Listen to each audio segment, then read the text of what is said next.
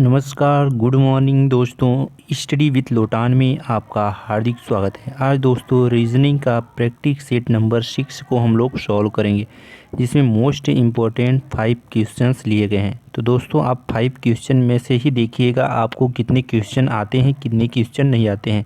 तो उसका आप रिजल्ट कमेंट बॉक्स में ज़रूर कमेंट करें। RRB, NTPC, SSC GD, SSC CGL हर एक एग्ज़ाम में आए हुए क्वेश्चन ही लिए गए हैं दोस्तों। तो वीडियो के अंत तक बने रहें, वीडियो आपको ज़रूर पसंद आएगी। चलिए आज के क्लास को स्टार्ट करते हैं। आज का पहला क्वेश्चन है दोस्तों, यदि AT बराबर 20 कामा यहाँ है दोस्तों BAT बराबर 40 तो उसी सांकेतिक भाषा में CAT को कैसे लिखा जाएगा।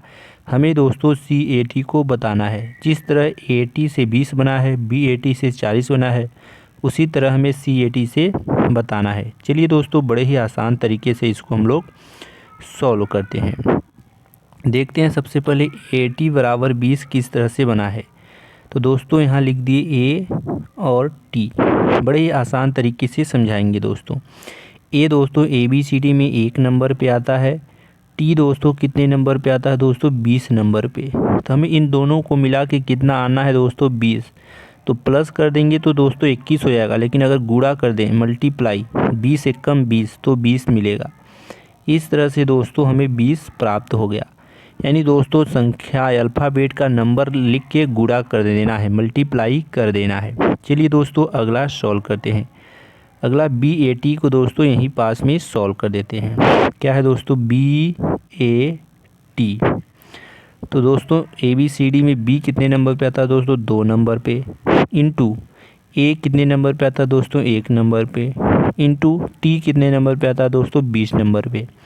तो अगर इसका गुणा कर दें दोस्तों तो 20 एकम 20, 20 दूनी 40, कितना आया दोस्तों 40। तो इसी तरह से दोस्तों यहाँ क्या मिला है 40, यानी अल्फ़ाबेट का नंबरिंग करके गुणा किया गया है दोस्तों, मल्टीप्लाई। तो चलिए बड़े आसान तरीके से हम लोग CAT को सॉल्व कर देते हैं। यहाँ CAT तो दोस्तों C कितने नंबर पे आता है ABCD में दोस्तों 3 नंबर पे, A कितने नंबर पे आता है दोस्तों 1 नंबर पे, T कितने नंबर पे आता है दोस्तों 20 नंबर पे। तो इसका गुणा कर देंगे दोस्तों तो 20 एकम 20, 20 तिहाई 60। तो इसका करेक्ट आंसर कितना आ जाएगा दोस्तों 60। तो ऑप्शन नंबर कौन सा सही होगा दोस्तों, ऑप्शन नंबर C इसका करेक्ट आंसर हो जाएगा। उम्मीद करते हैं बड़े ही आसान तरीके से क्वेश्चन समझ में आया होगा। चलिए दोस्तों अगला क्वेश्चन सॉल्व करते हैं। क्वेश्चन नंबर दोस्तों 2 है, यदि प्लस का मतलब क्या है दोस्तों गुणा, यानी प्लस की जगह पर हम किसका साइन लगाएंगे दोस्तों गुणे का।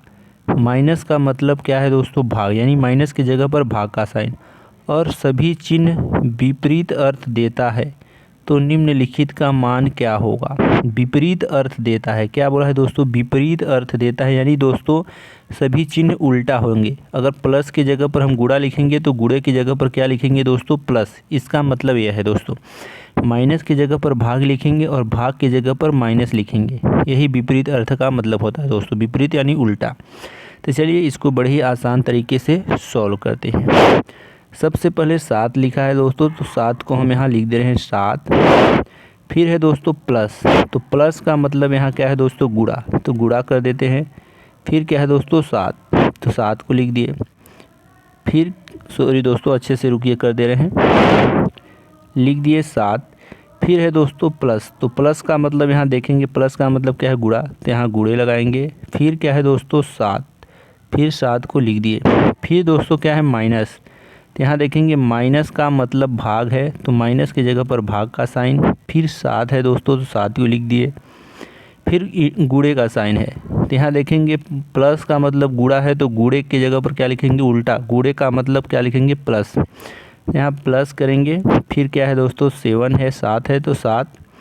फिर भाग का साइन है, यहाँ देखेंगे माइनस का मतलब भाग है, तो भाग का मतलब उल्टा क्या होगा दोस्तों माइनस, यहाँ -7।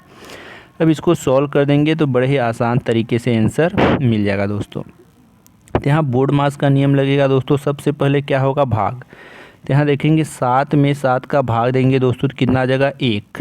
तो यहाँ 7 × 7 × 1, इधर का दोनों 7 लिख दिए हैं दोस्तों। यहाँ इसके जगह पर क्या लिख दिए भाग दे दिए, 7 में 7, 7 से 7 कटेगा तो 1 आ जाएगा। प्लस का 7 माइनस का 7। अब इधर दोस्तों प्लस का 7 है माइनस का 7, 7 में 7 गया तो कितना बचा दोस्तों 0। यहाँ कितना आ गया दोस्तों 0। चलिए तो इधर कितना आ जाएगा दोस्तों 7 गुणे 7, 7 सते 49, 49 में 1 का करोगे तो 49 एकम 49।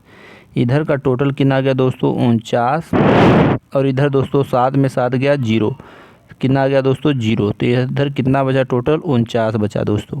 7 सते कितना होता है दोस्तों 49, 49 एकम 49, और इधर 7 से 7 प्लस माइनस कट जाएगा यानी 0 आ जाएगा। तो 49 इस प्रश्न का करेक्ट आंसर है। तो दोस्तों ऑप्शन नंबर बी इस प्रश्न का करेक्ट आंसर हो जाएगा। उम्मीद करते हैं ये भी क्वेश्चन अच्छी तरह समझ में आया होगा। चलिए दोस्तों अगला क्वेश्चन सॉल्व करते हैं। क्वेश्चन नंबर 3 है, उस वेन आरेख का चयन कीजिए जो निम्नलिखित वर्गों के बीच के संबंध को सर्वोत्तम रूप से दर्शाता है। आलू है, सब्जी है, अंगूर है। एसएससी सीजीएल 2024 का पूछा हुआ क्वेश्चन है दोस्तों। चलिए दोस्तों इसको सॉल्व करते हैं। जब भी वेन डायग्राम या वेन आरेख का क्वेश्चन पूछा जाए दोस्तों तो सबसे पहले कॉमन ढूंढो। यदि कॉमन नहीं ढूंढ पा रहे हैं दोस्तों तो सबसे पहले आलू दिया है तो आलू का ही डायग्राम या किसी का बना सकते हो। तो यहाँ देखेंगे आलू है, यहाँ सब्जियाँ है, अंगूर है। अंगूर क्या है दोस्तों फल है, आलू भी क्या है फल है, लेकिन यहाँ क्या है सब्जियाँ। सब्जी किसका होता है दोस्तों, आलू की क्या बनती है दोस्तों सब्जी।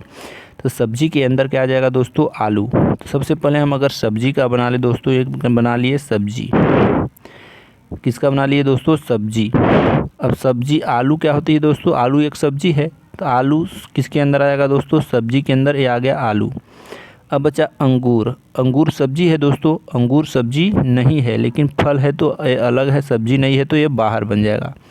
अलग कलर में कर दे रहे हैं दोस्तों, ये बाहर बन गया। क्योंकि कटहल होता तो ये दोस्तों सब्जी के अंदर आ जाता, लेकिन अंगूर क्या है दोस्तों सब्जी के, अंगूर का सब्जी नहीं बनता, इसलिए अंगूर बाहर आ जाएगा। तो इस तरह का किस ऑप्शन में है दोस्तों, ऑप्शन नंबर सी में है, इसलिए करेक्ट आंसर आपका ऑप्शन नंबर सी करेक्ट हो जाएगा। उम्मीद करते हैं ये भी क्वेश्चन अच्छी तरह समझ में आया होगा। चलिए दोस्तों अगला क्वेश्चन सॉल्व करते हैं। प्रश्न 4 है, निम्नलिखित आकृति में वृत्तों की संख्या ज्ञात कीजिए। हर एक एग्जाम में 1 या 2 नंबर के क्वेश्चन पूछे जाते हैं दोस्तों। क्या बोला है दोस्तों, वृत्तों की संख्या बतानी है। चलिए दोस्तों काउंट कर लेते हैं।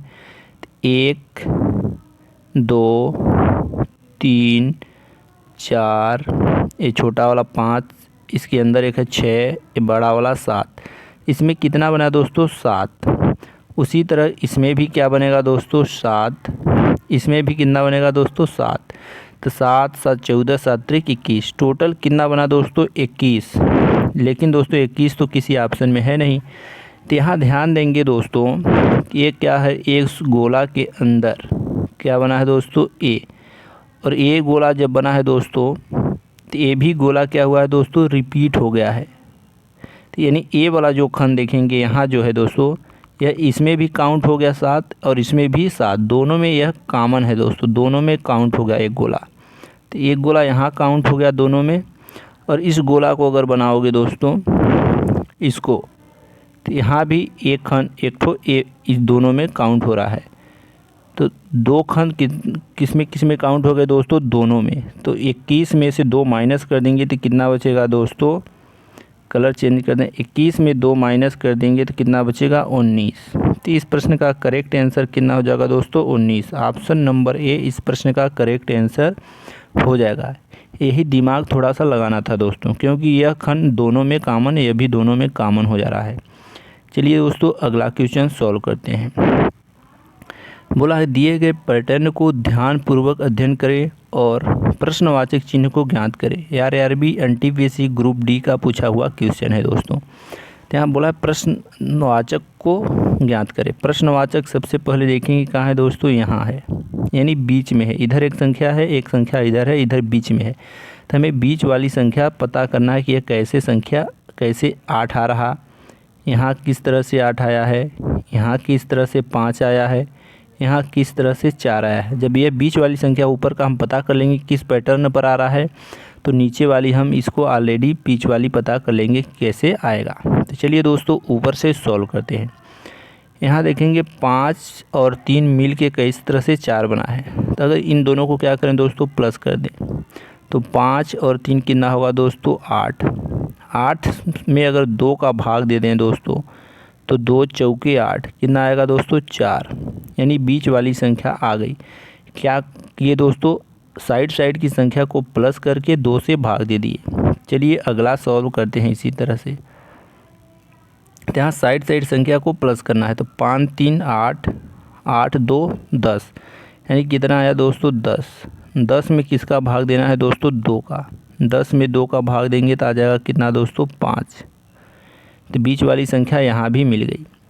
उसी तरह अगला देखना है, यहाँ प्लस करेंगे तो 6 1 7, 7 2 9, 9 1 इधर 10, 10 3 13, 13 3 16, कितना आया दोस्तों 16।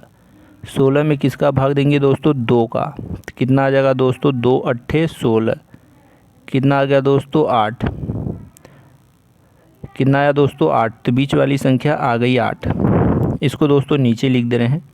चलिए उधर शायद कट सकता था इसलिए दोस्तों इधर नीचे लिख दिए हैं। अब चलिए अगला सॉल्व करते हैं। अब इधर प्लस करेंगे तो 7 2 9, 9 3 12, 12 4 16, कितना आया दोस्तों 16। 16 में किसका भाग देंगे दोस्तों 2 का, तो 2 8 16, यानी बीच वाली संख्या यहाँ भी 8 आ गई। यानी इस कहने का मतलब है दोस्तों कि साइड संख्या को प्लस करके 2 से भाग देना है। तो यहाँ 9 और 3 है, 9 3 कितना होता है दोस्तों 12। 12 में किसका भाग देंगे दोस्तों 2 का, तो 2 छक्के 12, कितना आया दोस्तों 6। तो इस प्रश्न का करेक्ट आंसर हमें कितना मिल गया दोस्तों 6। ऑप्शन नंबर बी इस प्रश्न का करेक्ट आंसर हो जाएगा। उम्मीद करते हैं कि सारे क्वेश्चन अच्छी तरह समझा पाएँ दोस्तों आप लोगों को। इसी तरह रोज़ाना रीजनिंग का वीडियो देखने के लिए एमपी पुलिस, पटवारी, railway, group D, SSC, CGL, RPF यानी एग्ज़ाम की दृष्टि से मोस्ट इंपॉर्टेंट क्वेश्चंस लिए जाते हैं। तो वीडियो को लाइक, चैनल को सब्सक्राइब और वीडियो को शेयर जरूर करें और एक प्यारा सा कमेंट जरूर करें दोस्तों कि कितने क्वेश्चन आपसे पहले से ही बनते थे। थैंक यू दोस्तों, मिलते हैं नेक्स्ट वीडियो में। प्यार दुलार बनाए रखिएगा।